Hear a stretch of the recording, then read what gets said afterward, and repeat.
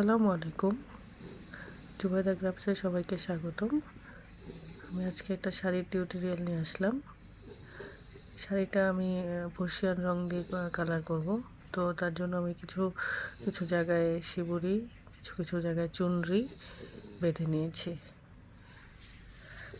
তো যেহেতু এখন মোটামুটি সবাই বাটিক নিয়ে কাজ করে, তাই বাঁধাটা কীভাবে বাঁধলাম সেটা দেখালাম না, কারণ সবাই মোটামুটি ধারণা এখন আছে। তো আমি একটা পাত্রে ফুটন্ত গরম পানি নিলাম। আমি যেহেতু এটা 2টা কালার করব, তো সে কারণে আমি 2টা পাত্রে পানি নিয়েছি। আর শাড়ির অর্ধেকটা অংশকে আমি পলি দিয়ে পেঁচিয়ে নিয়েছি, আরেকটা অংশ আমি বাকি রেখেছি।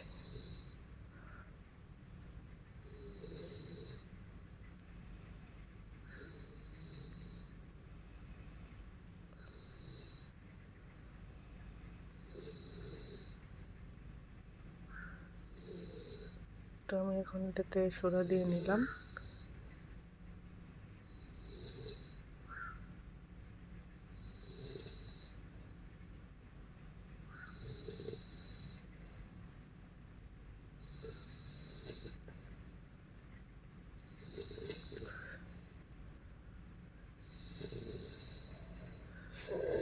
তো আরেকটা পাত্রতে আমি সোডা দিয়ে নিব।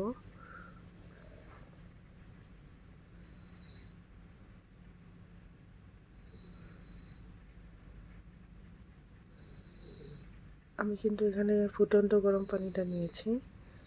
ফ্যাট কালারের জন্য যে পানিটা ইউজ করি আমি ওরকমই নিয়েছি।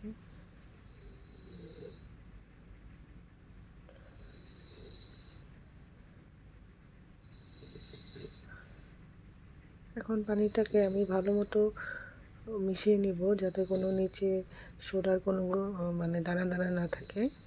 2টা পানিতে আমি ভালোভাবে নেড়ে পানিটার সাথে মিক্স করে নেব।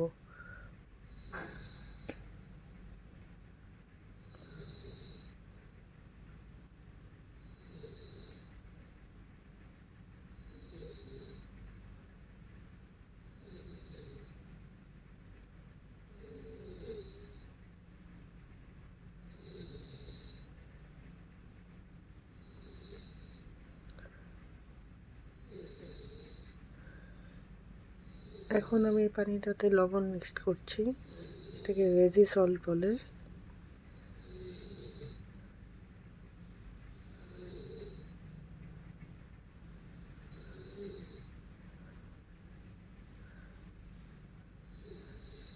অবশ্যই এই পানিটাকে ছেঁকে নেবেন, রং করার আগে রঙের পানিটাকে ছেঁকে নেবেন, নয়তো যে উপরে পানির উপরে একটা প্রলেপ তৈরি হয়।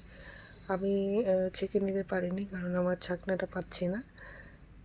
তো আপনারা যখন কাজ করবেন তখন অবশ্যই পানিটাকে ছেঁকে নেবেন। তো আবারও আমি রেজি সল্ট এবং সোডাটাকে ভালোভাবে মিক্স করব।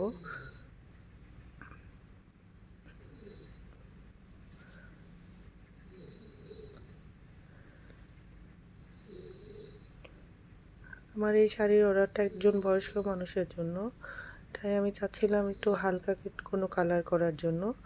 তো আমি হালকা পার্পল কালার আর হলো হালকা কমলা কালার করার চেষ্টা করছি।